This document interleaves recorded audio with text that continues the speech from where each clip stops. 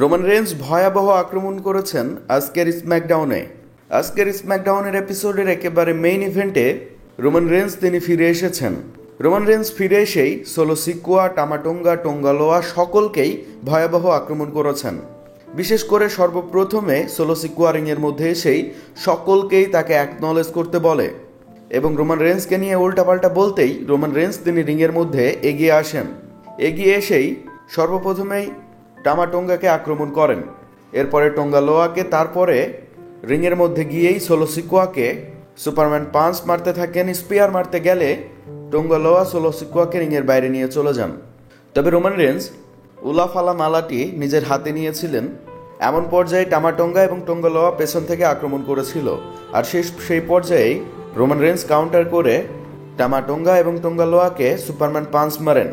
এরপরে টোঙ্গালোয়াকে স্পিয়ার মেরেছেন রিংয়ের মধ্যে এবং টামাটোঙ্গাকে রিংয়ের বাইরে ব্যারিকেডের সাথে স্পিয়ার মেরে ব্যারিকেড একেবারে ভেঙে দিয়েছেন, আর সোলো সিকুয়া সেখান থেকে পালিয়ে গিয়েছিল।